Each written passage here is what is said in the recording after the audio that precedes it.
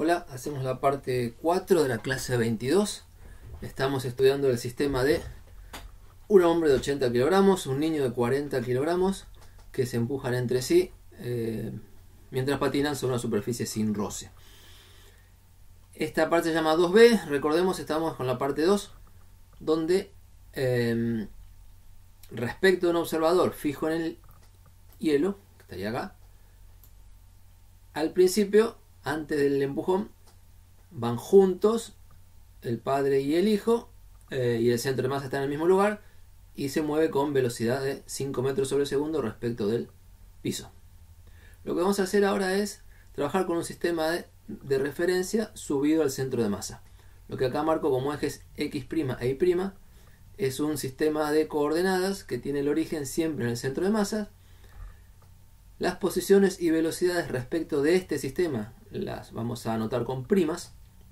Entonces, B' del niño es 0 antes del empujón, B' del hombre es 0 y B' del centro de masa es 0, porque tanto el hombre, el niño como el centro de masa están siempre en el mismo lugar que está el origen del sistema de coordenadas. Después de empujarse, vemos qué pasa. Es el mismo problema entonces la parte 2A, desde ya que tenemos que encontrar lo mismo. El motivo de hacerlo por separado es que es una estrategia usual e importante en problemas de choques y relacionados. Si el sistema es aislado, el centro de masa se mueve con velocidad constante. Y en ese caso, el sistema de referencia montado sobre el centro de masa es un sistema inercial. Entonces, para sistemas aislados, el sistema de centro de masa es un sistema conveniente porque primero es inercial, se pueden aplicar las leyes de Newton, y segundo, tenemos muchas relaciones automáticas, como que la velocidad del centro de masa respecto de sí mismo es 0, la posición del centro de masa coincide con el origen, la cantidad de movimiento total del sistema es 0, vamos con eso.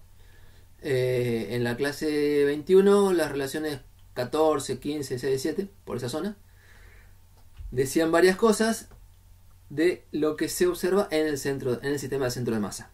Y en particular, la cantidad de movimiento total respecto del propio centro de masa es 0. Básicamente porque el centro de masa está en reposo en este sistema.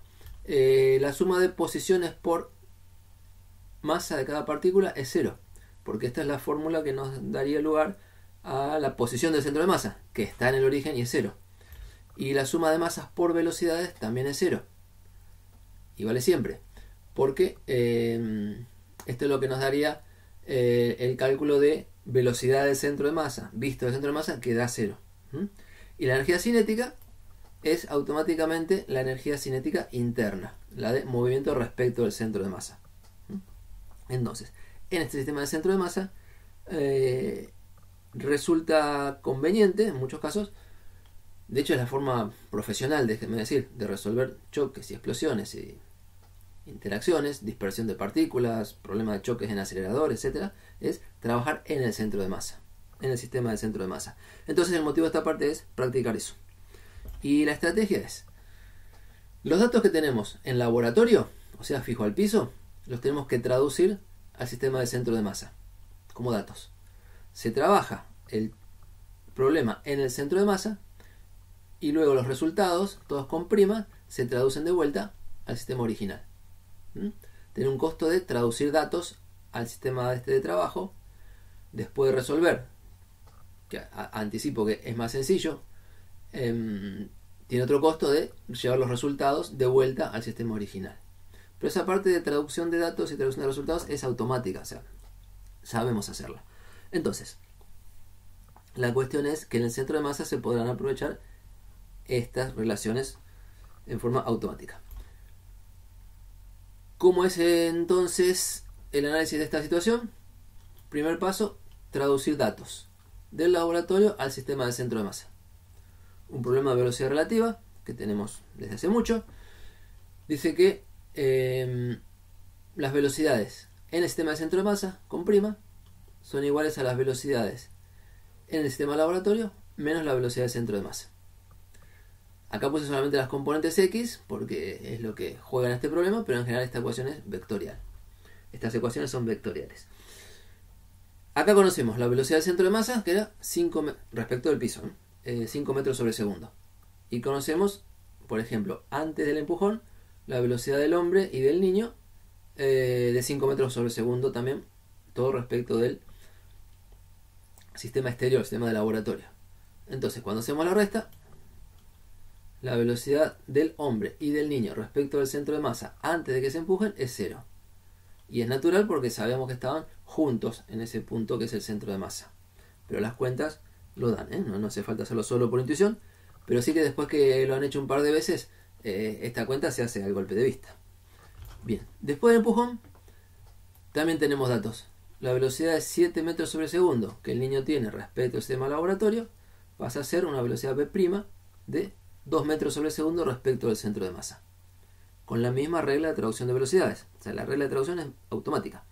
Velocidad vista del sistema prima, el centro de masa, es velocidad vista desde el laboratorio menos velocidad del centro de masa respecto al laboratorio. Entonces tenemos datos iniciales, posición y velocidad 0 para el hombre y el niño en este sistema nuevo, y datos finales o después del empujón, 2 metros sobre segundo para el niño después del empujón. Que no es casualidad que son los mismos datos que puse en el ejemplo 1. Eso es para aprovechar las cuentas. Vamos a ver qué pasa.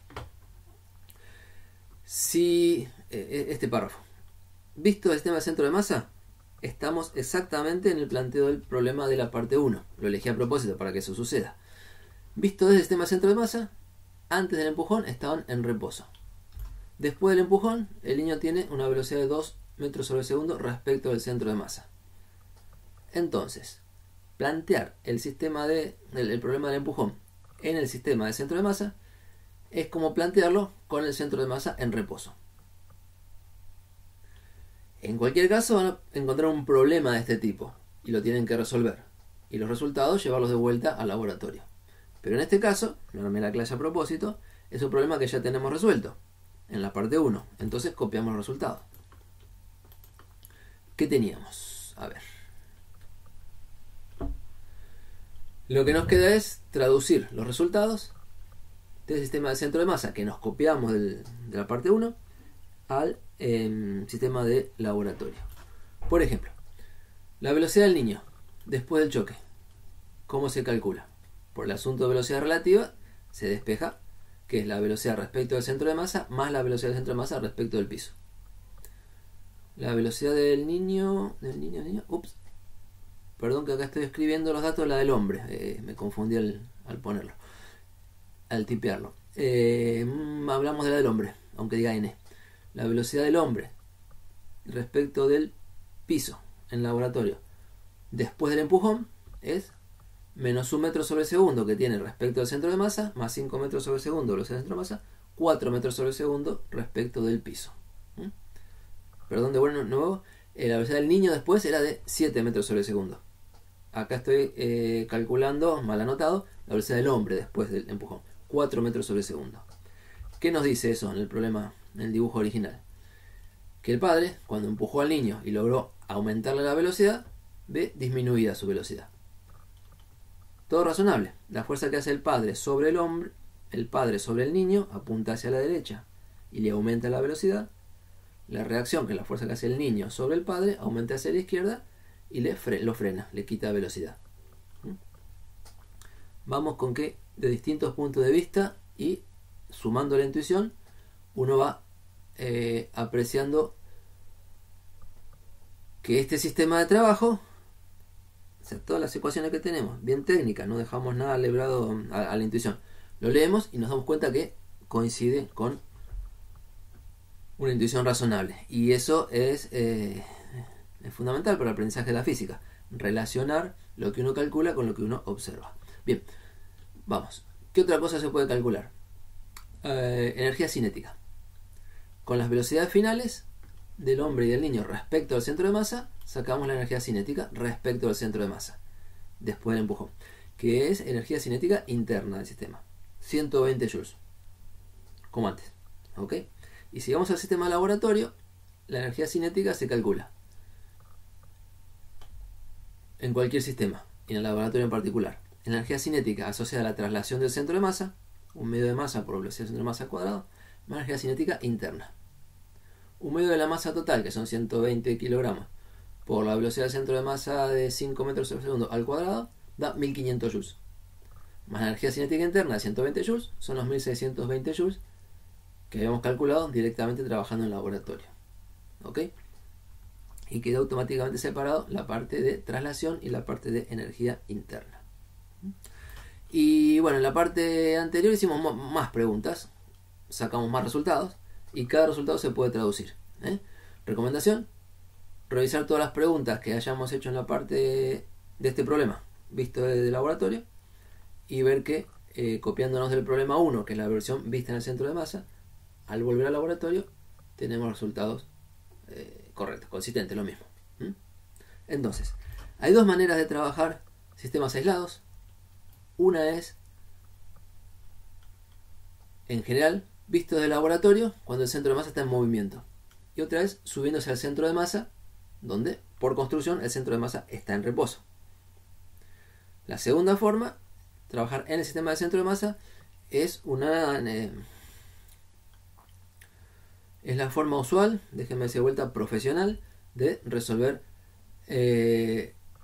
problemas de interacciones en sistemas aislados. Y por eso en la práctica, en muchos problemas se pregunta por los dos puntos de vista o se le pide específicamente que trabajen en el sistema de centro de masa. Listo esta parte, seguimos en otro tramo.